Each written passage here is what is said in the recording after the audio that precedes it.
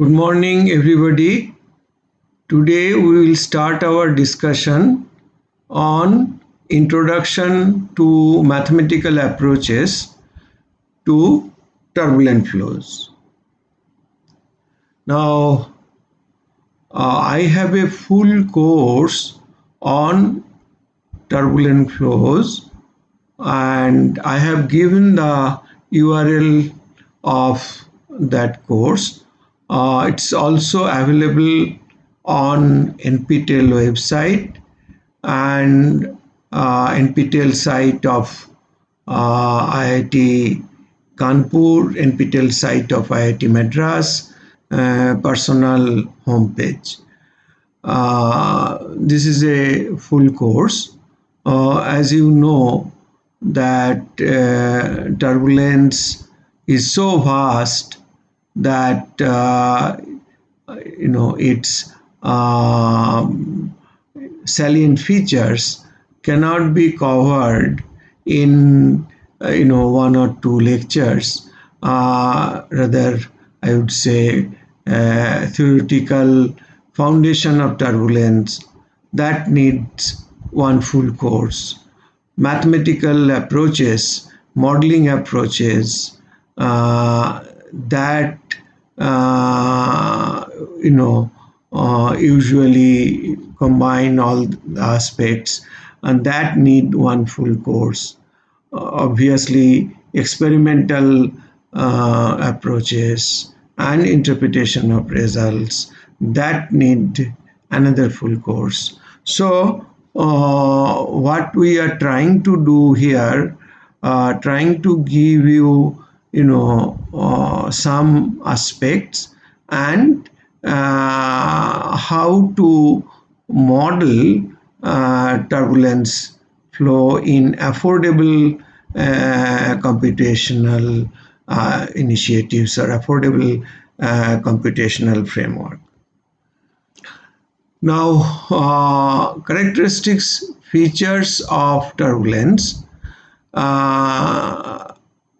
First feature I would like to mention is irregularity. That is complex variations of velocity, temperature with space and time. And these are often called fluctuations. The irregular motion is generated due to random fluctuations. It is postulated that the fluctuations inherently come from disturbances such as roughness of the solid surface, and they may be either damped out due to viscous damping or may grow by drawing energy from the stream. At a Reynolds number less than critical, the kinetic energy of flow is not enough to sustain the random fluctuations against the viscous damping. And in such cases, laminar flow continues to exist. At somewhat higher Reynolds number than the critical Reynolds number, the kinetic energy of flow supports the growth of fluctuations and transition to turbulence is induced. So you get a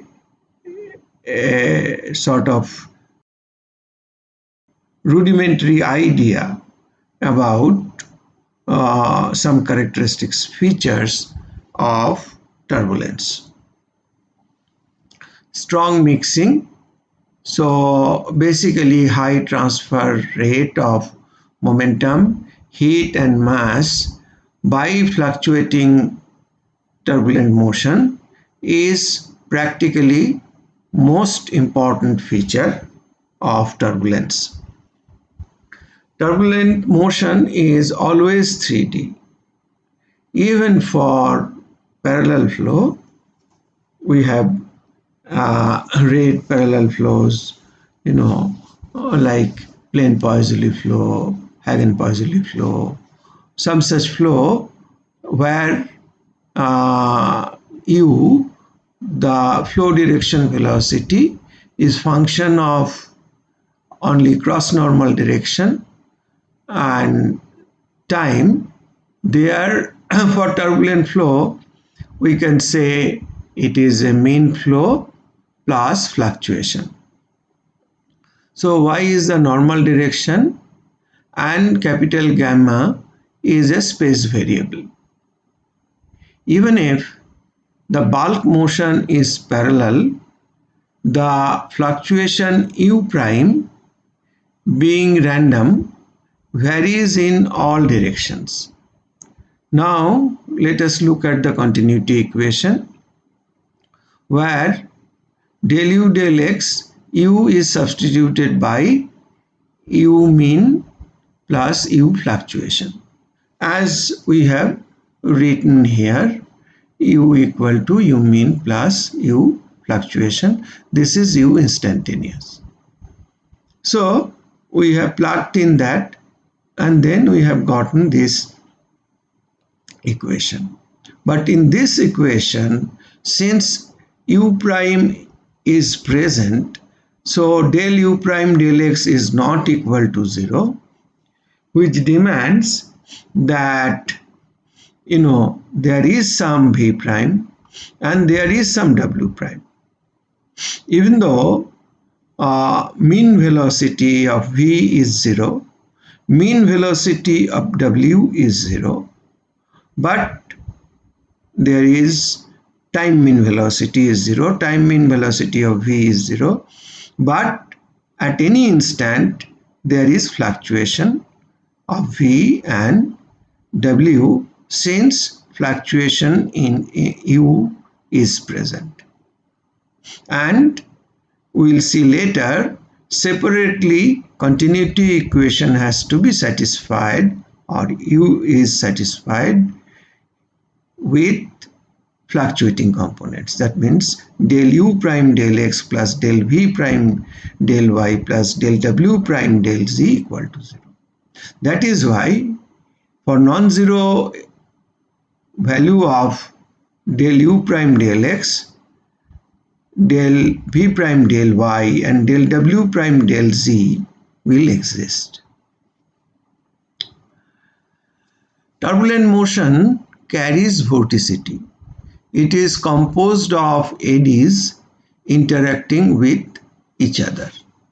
So this is a turbulent jet, and you can see the velocities at different points are being sensed, and that signal is reproduced here, or the signal is traced here.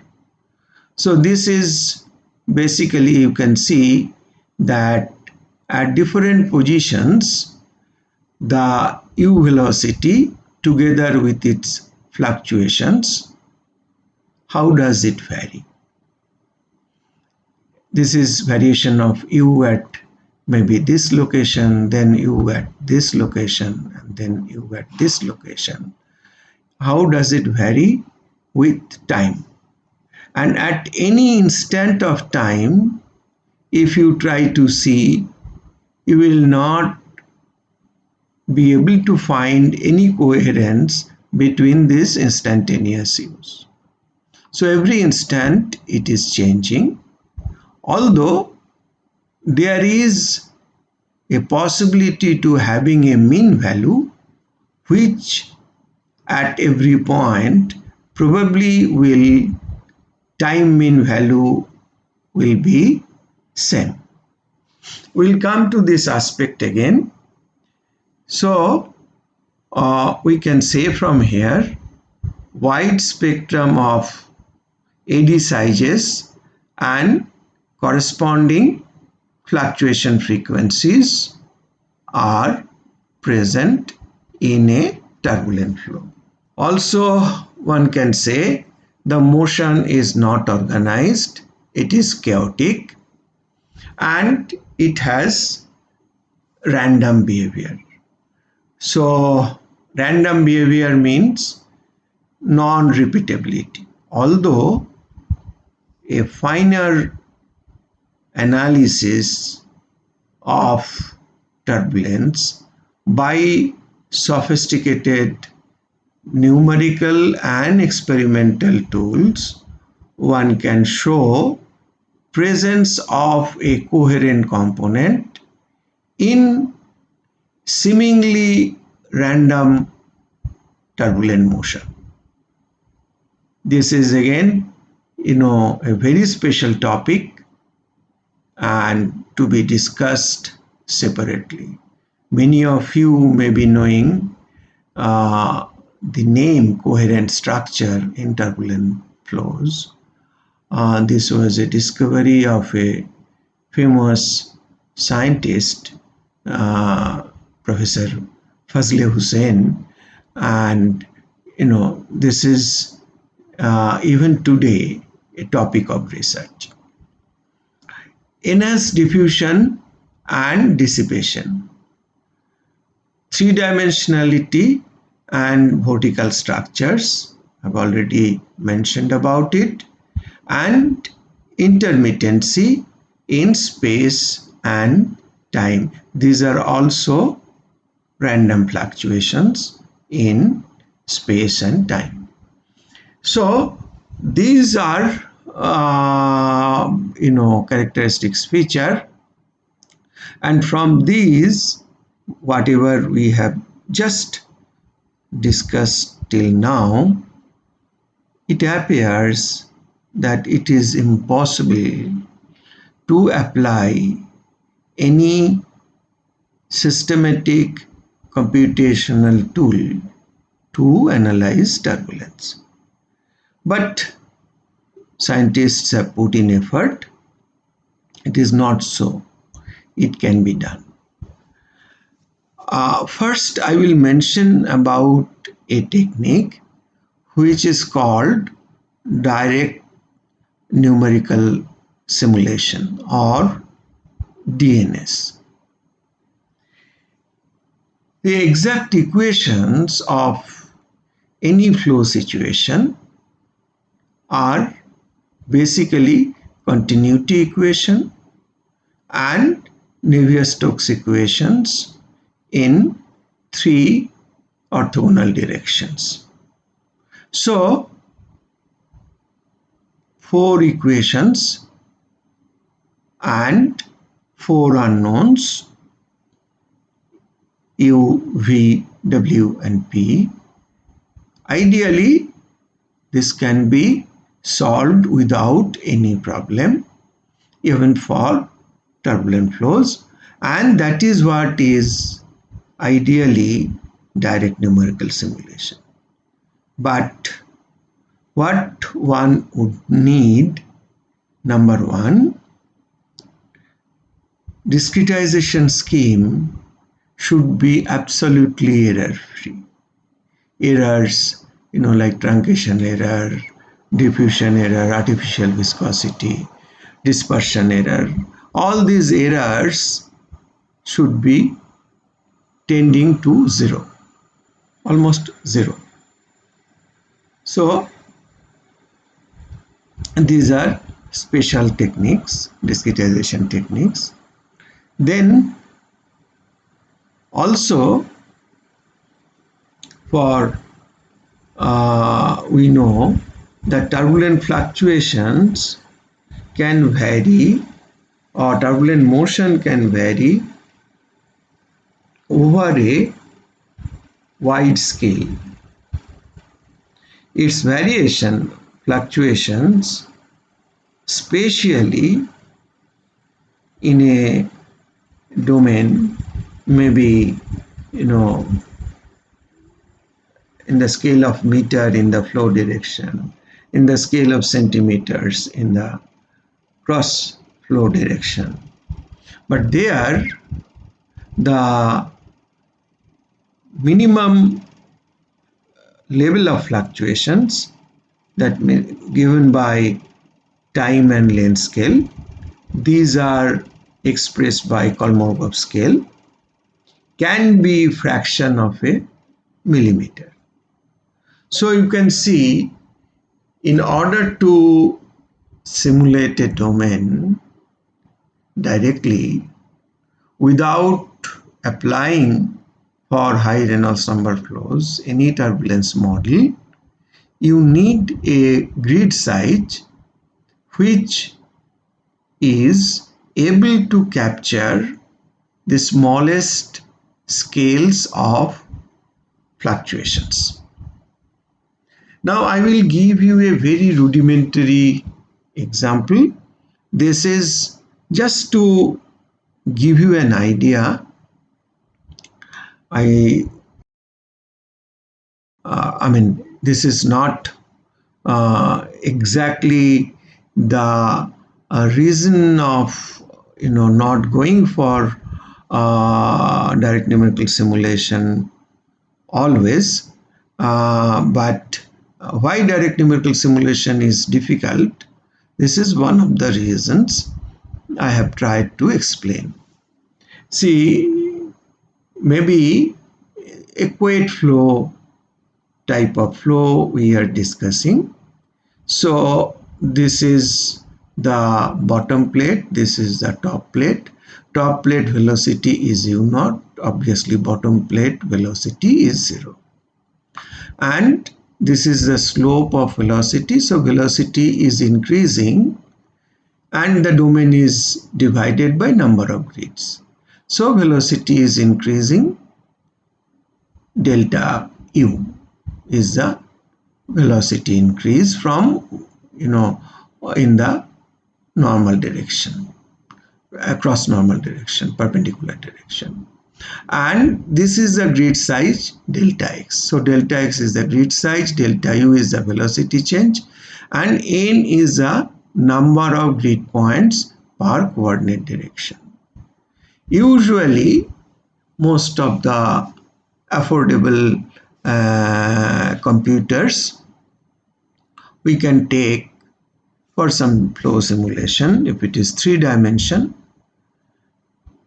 it is considered to be a very powerful computer if we are able to take 100 by 100 by 100 grids. So that means 1 million grid points. Now one can easily show that if you take 1 million grid points, what would be the upper limit of the Reynolds number? Here we have done sort of very rudimentary calculation. Del u into del L, if this direction is L, small del x or del L, whatever you call it, del L by nu, we know the computational stable computational requirement should be less than equal to 2. So del u we can say is u naught by n, and del L or del x is basically L by n multiplied by 1 by nu viscosity less than equal to 2. So this makes u naught into L by nu is less than equal to 2n square, and n is 1000. So basically Reynolds number less than equal to 20,000. So if we take 100 by 100 by 100 grid, our Reynolds number based on characteristics dimension has to be less than 20,000. So there is a limitation for which direct numerical simulation for all the flows is not always possible. You will need very fine grid size, you will need very highly accurate discretization scheme, and also in the time direction you must be having huge data every small time interval to finally draw a conclusion about the flow grid. Now, but direct numerical simulation is a very vibrant area of research in turbulence. Then I will mention about another very exciting area of research in turbulence is large eddy simulation. Here, the grids can be larger than the direct numerical simulations. So, the fluctuations that are scale wise falling below the spatial scale defined by the grid size, those fluctuations can be handled by a model, and these are called subgrid scale models, and one can go for reasonably high Reynolds number flows. But there is yet another difficulty. When viscous sublayer is not resolved, because as you know, turbulent fluctuations, as one approaches the confining walls, because of the no slip boundary condition at the wall and the gradual damping of the fluctuating components very close to the wall, we call it viscous sublayer, where flow is like laminar flow. And since there is no fluctuation, so describing velocity and other turbulent flow related parameters within the viscous sublayer, those are to be very accurately determined, or one can also apply something called wall function. We will discuss about it little later. So that sublayer and the turbulent regime can be breached through some functions which are called wall functions. So with the help of wall functions, one can go for even slightly higher Reynolds numbers, but even then one needs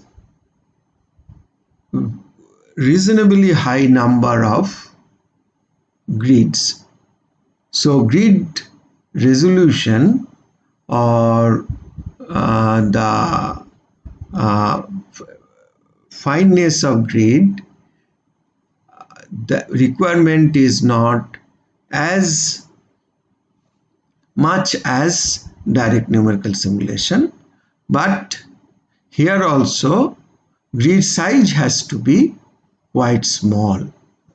And usually for laminar flows, when you go for grid independence test and all, by reducing the grid size, increasing the grid numbers, for large eddy simulation techniques, definitely we need much larger grids than those type of grid requirements. It is not as high as I have already mentioned.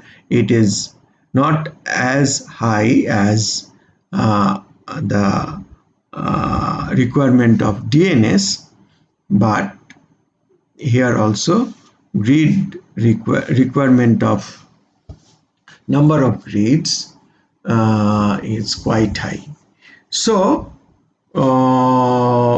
with all these, for usually flows of engineering importance, where we want to calculate pressure drop or screen friction, or if it is heat transfer, finally the average Nusselt number or average heat transfer.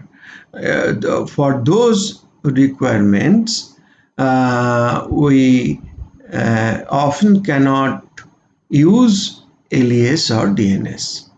Maybe LES is being implemented for all complex flows, including combustion, where uncertainties are quite significant.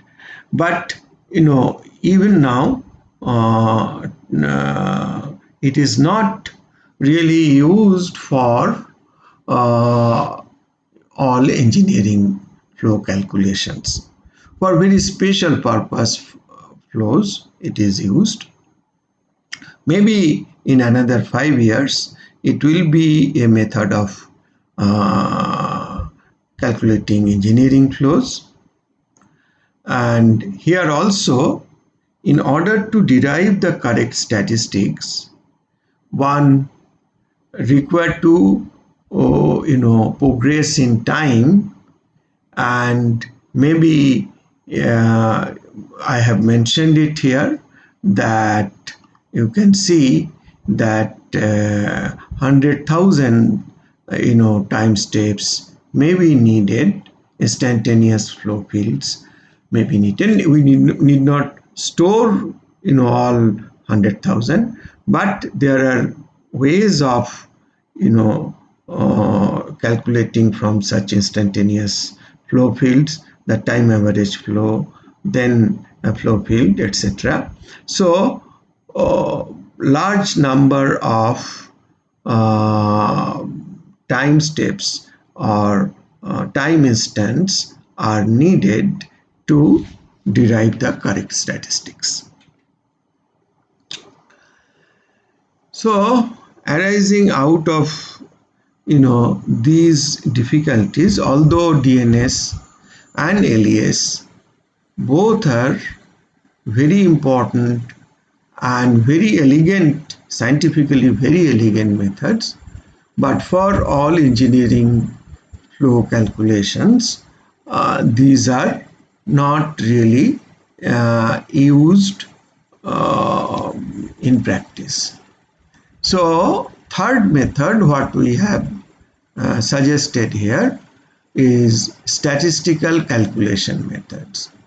Now, details of turbulent fluctuations usually not of interest to engineers for design purpose. Hence, statistical approach is taken and turbulence is averaged out. So we have shown 3 sample signals. Here you can see how the velocity is varying, and if we average it out, this is the U average signal. Here also we can see instantaneous velocities, and if we average out, we have found out U average. It is not a function of time at all. Here also again instantaneous signals versus time we can see.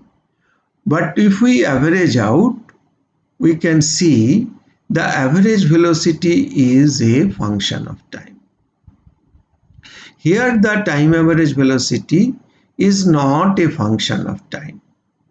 Such flows are called stationary random. It is random, but time average value is constant, stationary. Here the random fluctuations are seen, but time average value is again function of time.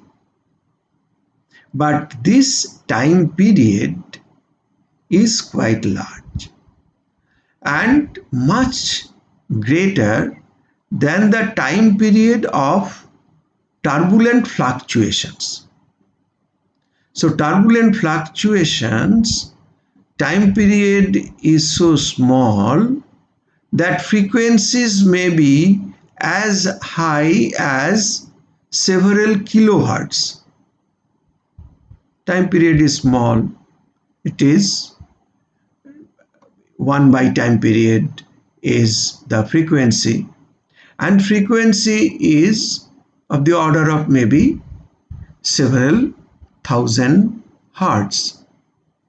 Here time period is large and the frequency may be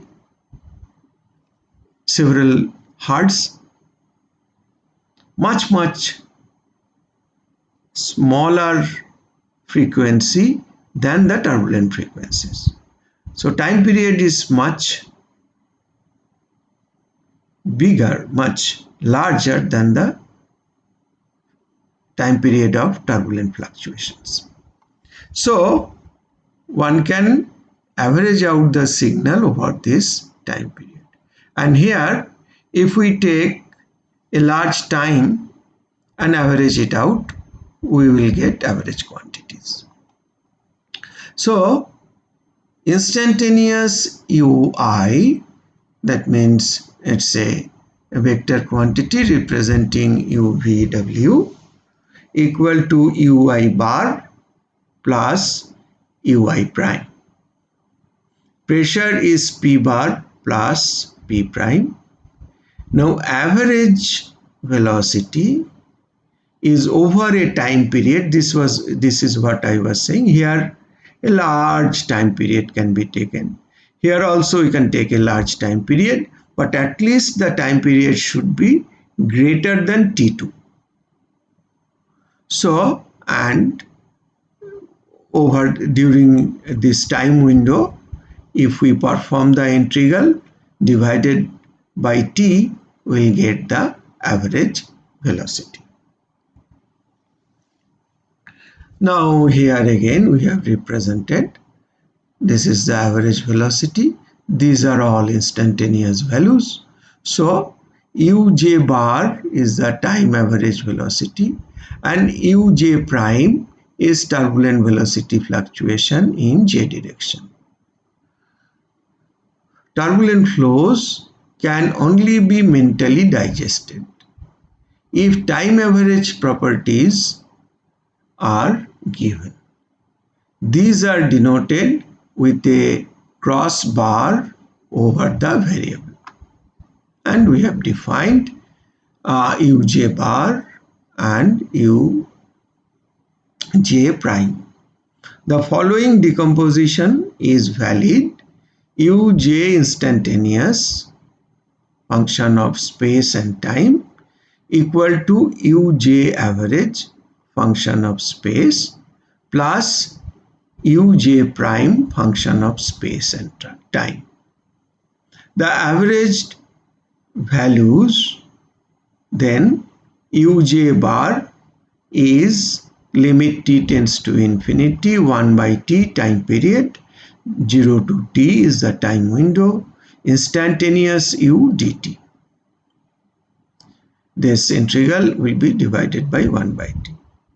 And for fluctuations, uj prime over bar, which is basically again integral of uj prime dt divided by 1 by t, this is 0. Every instant it is there, but when it is averaged over the time window, it is 0. Now the phenomena that need to be described are sketched below. In a flow field, as I have already mentioned about it, that in some flows disturbances come from somewhere, maybe some external vibration, maybe roughness of surfaces, and then it grows. So one can see infinitesimal small fluctuations, those are growing, and now you can see fully developed turbulence. So this, how does it grow? This is very difficult to analyze. As I was mentioning, that in order to capture this transition, very powerful techniques like direct numerical simulation should be used. But for the engineering purpose, when turbulent flow may be called as fully developed turbulent flow, or fully developed turbulence is the state, then we can apply the statistical models that we have started discussing. Here I will give you another example. Maybe if you look at a velocity profile close to the wall, maybe this is a channel flow close to the bottom wall, maybe flow over a flat plate again close to the bottom wall. The computation of instantaneous velocity fields usually not attempted. Again, I have repeated, DNS is required for that, because too much information results for the entire flow field, that is for the variations in space and time. So this, at every instant it is varying. So if you take maybe 10,000 such instantaneous value and average it, then only you will get correct average. Usually, as again let me repeat, for engineering calculation, like we know for laminar flow, this is the variation. Similarly, for turbulent flow, some log law variation we know, and we'll get some such variation. So if we apply DNS, we will get all instantaneous profiles. From there we have to get the time average profile. But we would like to go for a technique. We are aiming to sort of apply some technique so that directly we can get this log law profile obeying the basic physics involved in creating such profile. So the continuity equation for constant density flows, we can write del ui del xi equal to 0, and this ui is instantaneous, so this is del xi of ui bar plus ui prime time average plus instantaneous equal to 0. The time average of this equation yields that del xi of this over a time window should be equal to 0.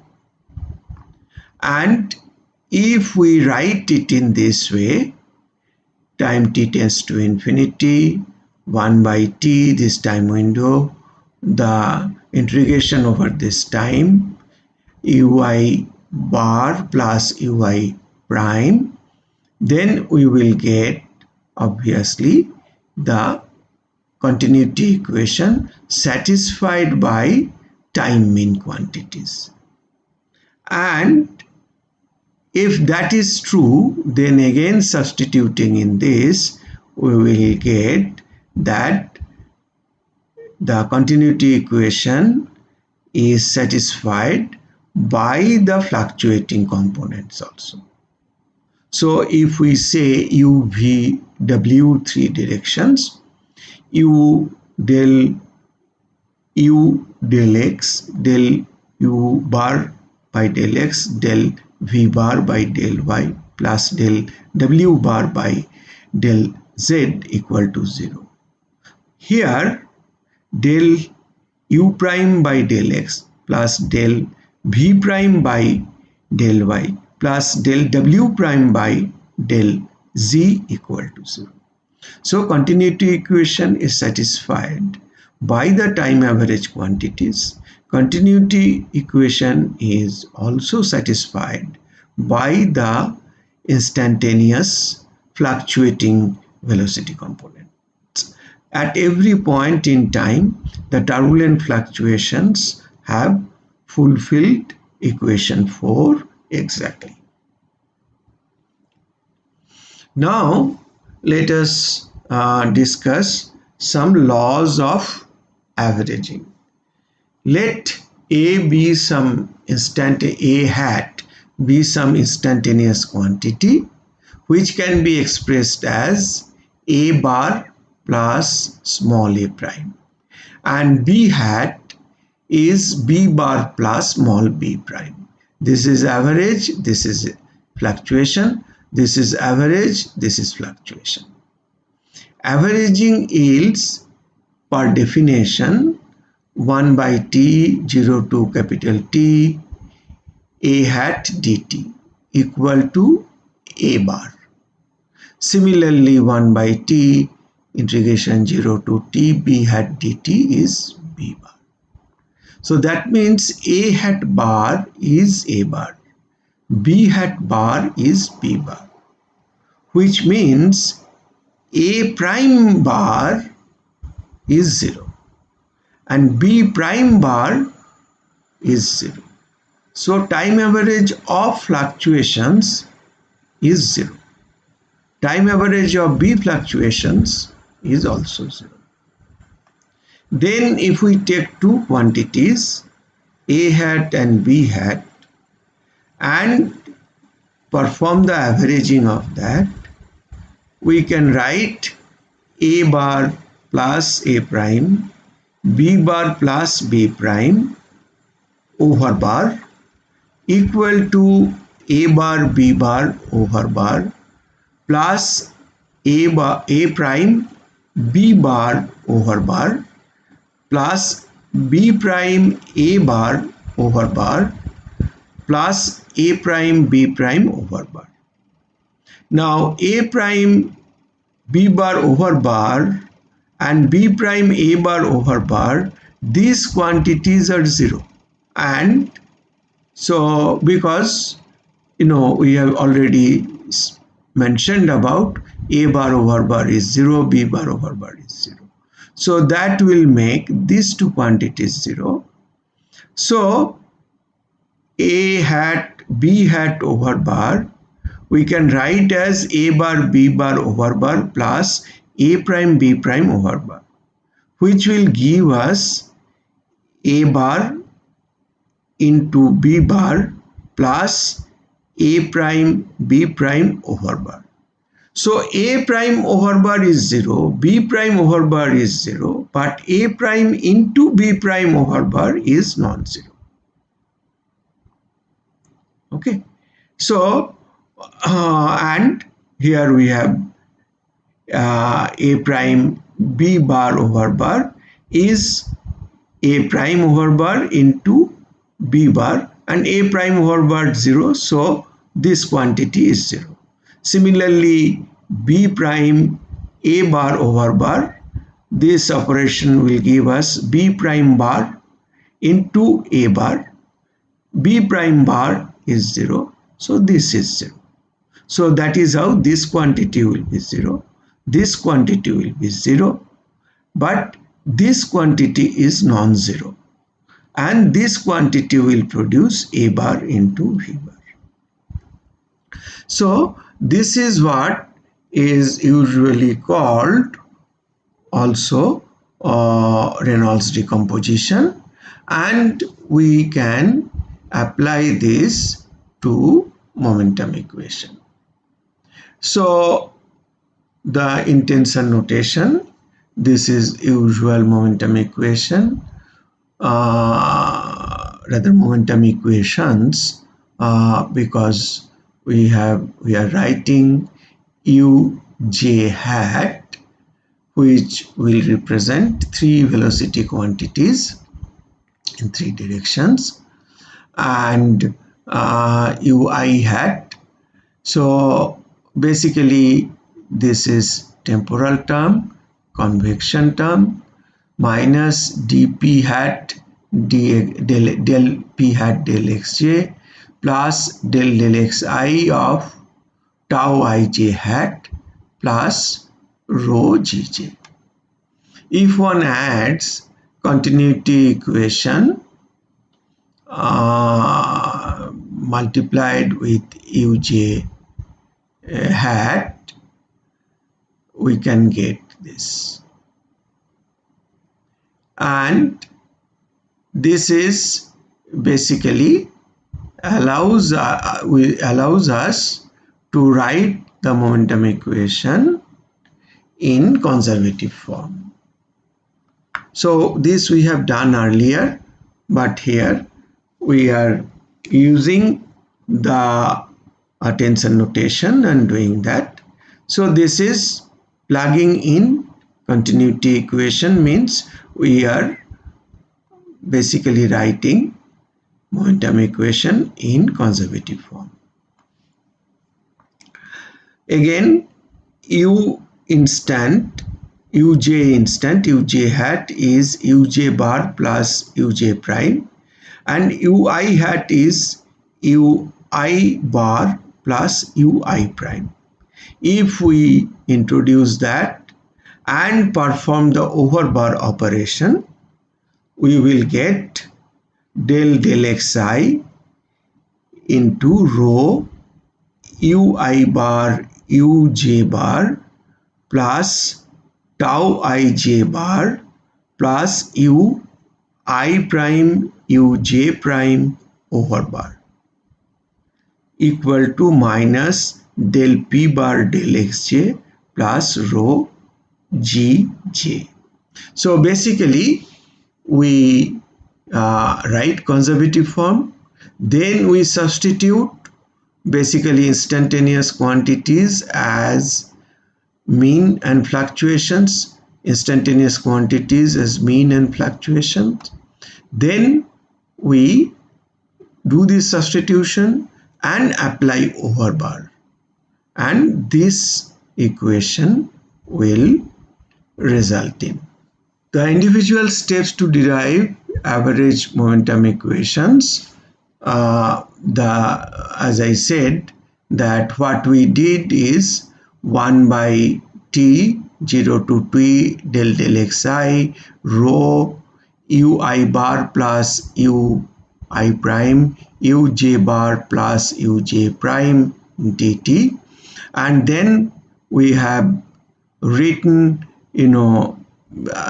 expanded this ui bar into a uj bar plus ui prime into uj bar plus uj prime into ui bar plus ui prime into uj prime, and this after overbar operation, this term will be there, this term will be there, these two terms will not be there. So we will get del xi rho ui bar into uj bar plus rho ui prime into uj prime over bar equal to minus del xj of p bar minus del xi of tau ij bar plus rho gj, where rho ui bar uj bar is the convective momentum transport, rho ui prime uj prime over bar is the turbulence caused momentum transport, and tau ij bar is molecular momentum transport. This is basically shear stress arising out of molecular viscosity.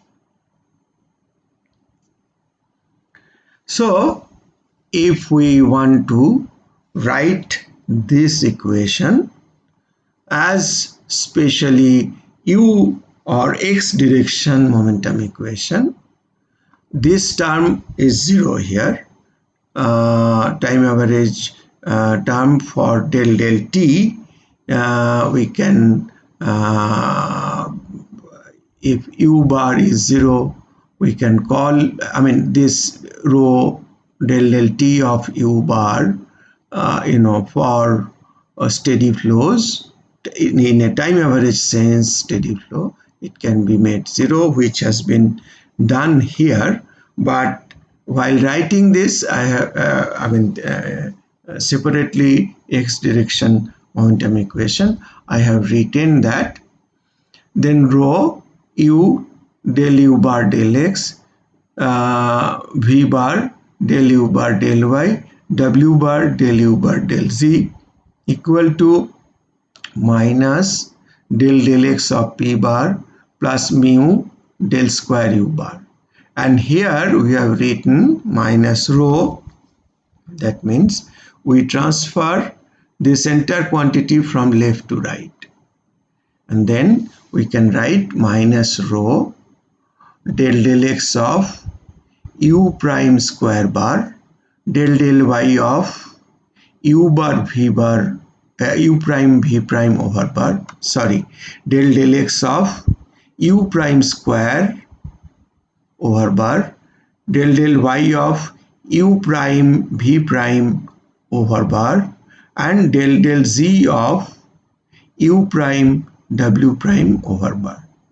And we have already said that u prime bar is 0, v prime bar is 0, w prime bar is 0, but quadratic quantities u prime square bar, u prime v prime bar and u prime w prime bar, those are non-zero.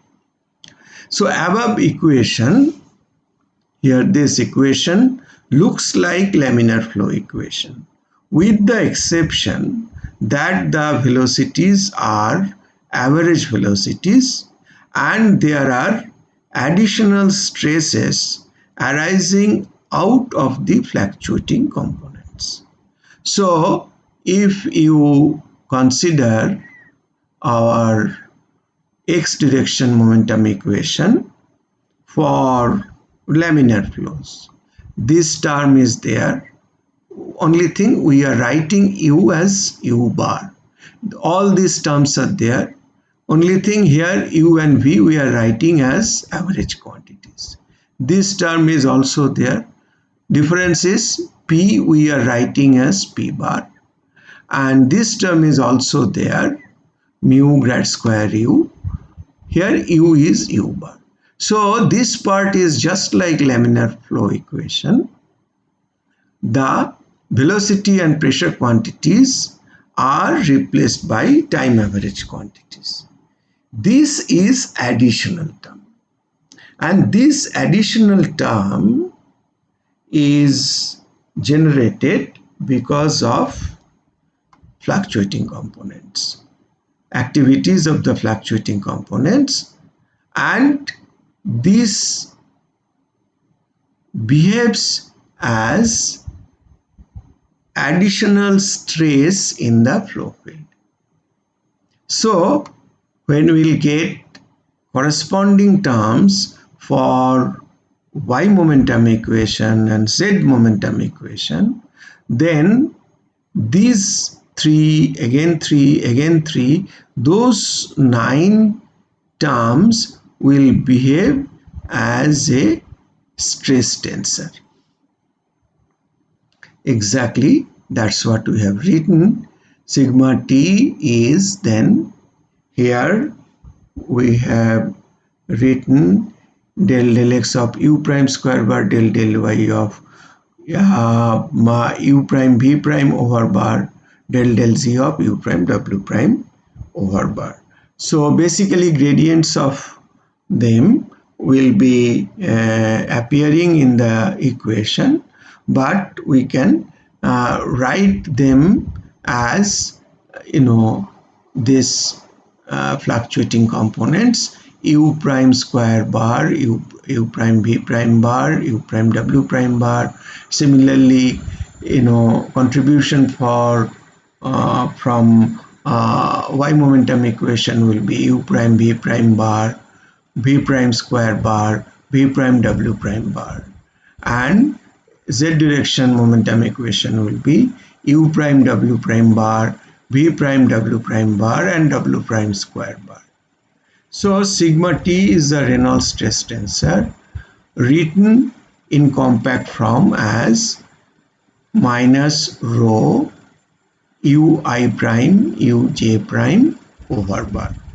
And obviously when we get them in the momentum equation, gradients of them appear, just like molecular stress, the usual shear stress and the normal stress. Here also we'll get the contribution of this stress tensor in the momentum equation. So now sigma xx we can write as new sigma xx, which includes both this molecular viscosity and that velocity gradient will include this. Similarly, shear stress will include contribution of fluctuating components. So the quantities rho u I prime u j prime are the turbulence caused momentum transport terms, and if we use the tensor notation, we can write rho u I prime u j prime over bar equal to all these quantities. We have already mentioned it earlier that rho u1 prime into u1 prime bar, rho u1 prime into u2 prime bar, rho u1 prime into u3 prime over bar. Like that, we get other 6 components. This tensor is symmetric and has 6 unknowns. Basically, if we really look into this is unknown, this is unknown, this is unknown, this is unknown, this is unknown, this is unknown. So since it is symmetric, we need not count these 3, but 1, 2, 3, 4, 5, 6 unknowns. And this is analogous to Ti j bar, which is coming out of molecular viscosity. So we can say that this stress, additional stress, which is coming out of fluctuating components, just following the usual stress components, we can model it as mu t. Instead of molecular viscosity, this is turbulent viscosity, into again these average quantities, which is del xi of uj bar plus del xj of ui bar plus 2/3 k delta ij. This is Kronecker delta. I will specially discuss why this has been added. But here, if we accept adding this term, as I said, we'll specifically discuss about it, but keeping that aside, there is striking similarity between these two. Only the molecular viscosity is substituted by eddy viscosity, and again this is a basic property, and this is not a basic property. This is created because of the interaction of the fluctuating components of turbulence. And now I will discuss that part, that why we wrote 2/3 k delta ij. So minus ui bar minus ui prime uj prime over bar, sorry, minus ui prime uj prime over bar is written as nu t. So this is same as what we wrote here, only we are transferring rho on right hand side. So having done that, we can write that nu t into del xj of u I bar plus del xi of u j bar plus 2/3 k delta ij. The term involving Kronecker delta ij is perhaps a somewhat unfamiliar addition to the eddy viscosity expression. It is necessary to make the expression applicable also to normal stresses when I equal to j. So why did we add this? In order to explain that, let us say, when let us substitute I equal to j, then we can write u1 prime square bar equal to twice nu t del u1 over bar del x1 plus then u2 I equal to j. So another will be u2 prime square bar.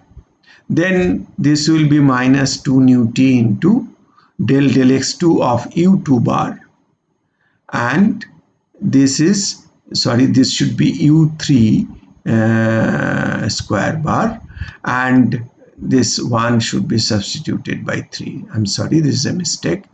This u3 prime square bar, like u2 prime square bar, u1 prime square bar, this will be u3 prime square bar equal to minus twice nu t del x3 of u bar or u3 bar. So now because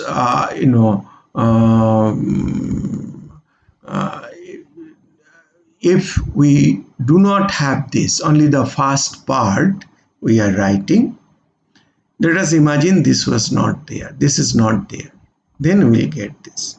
And then if we add it up, it is basically del u del x plus del v del y plus del w del z, continuity equation.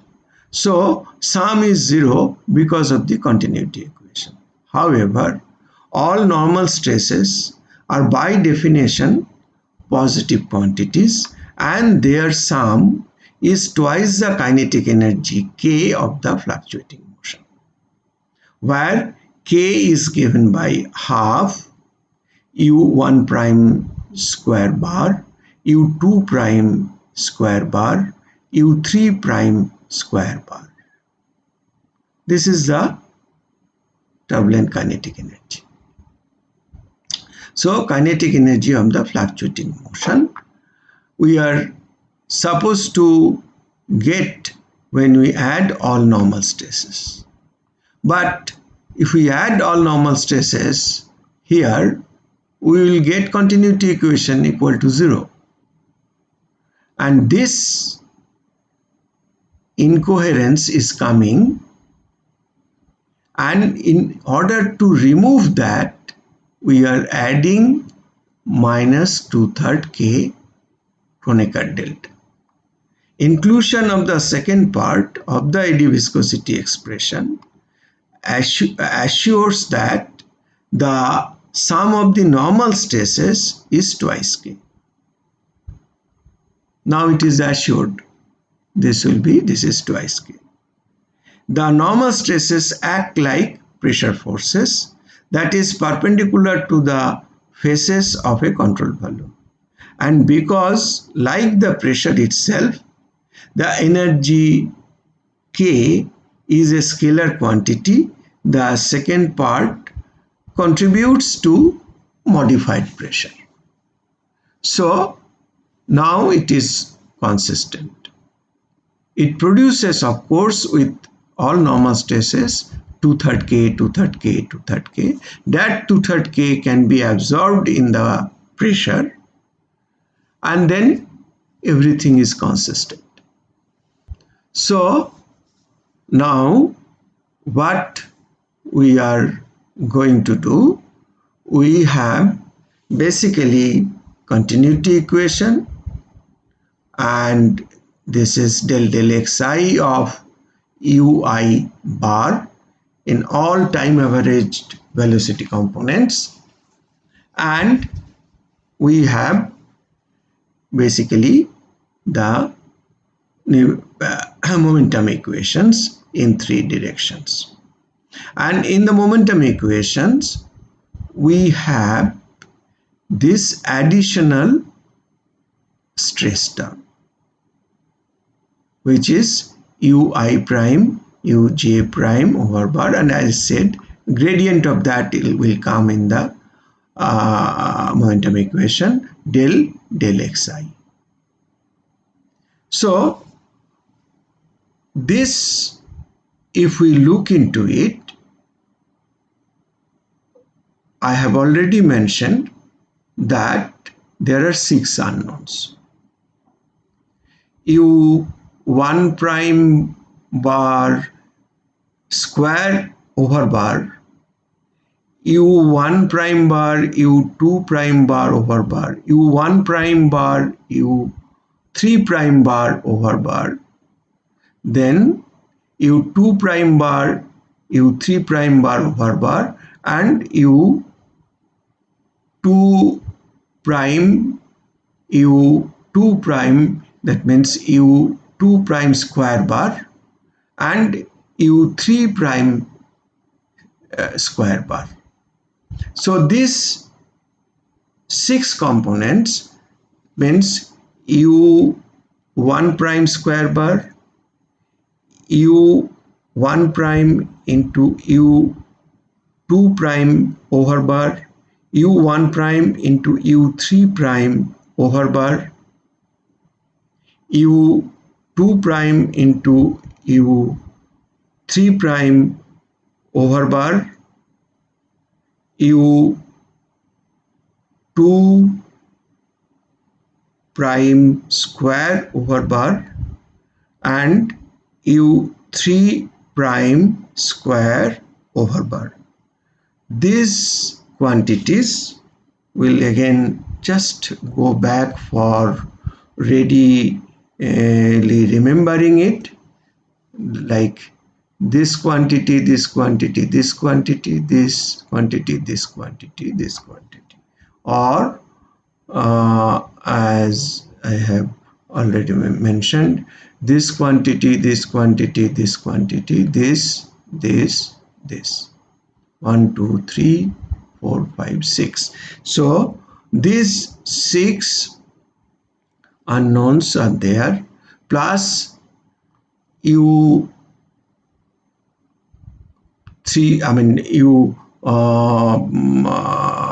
components in 3 directions, U average components and P average. So 10 unknowns, but available equations are 4. So there is a problem, it is called closure problem. Equation 8 and 9 are referred to as Reynolds equations. One sees that correlation of the velocity fluctuations ui prime uj prime over bar yield a new term in this equation. This term is usually referred to as Reynolds shear stresses. It represents the momentum transport caused by the turbulence fluctuation. This tensor contains 6 independent components. Additional equations are needed to solve these problems.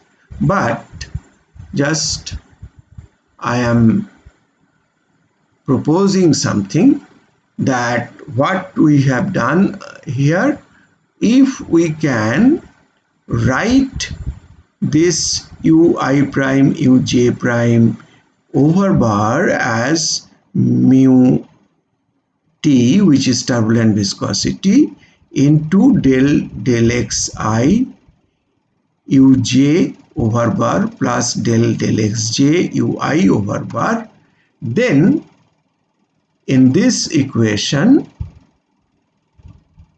again this ui prime into uj prime over bar will be expressed in terms of u I bar, u j bar and their gradients.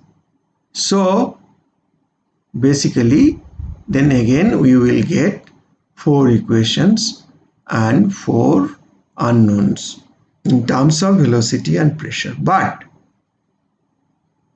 when we will do that, we will get one term which is basically mu t or nu t. This mu t or nu t is not known. This nu, which is molecular viscosity, is known fluid property. But when we will express this in terms of the velocity gradients, that means shear stresses, we will get nu t. So in terms of number of equations and number of unknowns, again we will have a balance, but nu t is not known. So entire challenge will be to find out nu t. It is not a fluid property, so it is not known a priori. It is a function of the interaction of fluctuating components. So depending on turbulent fluctuations and in the field, whatever is the turbulent kinetic energy and their dissipation rate, this will be controlled or the nu t will be determined. So in the next lecture we will discuss that aspect thoroughly. Today we'll stop here. Thank you very much. Thank you for your interest. Thank you.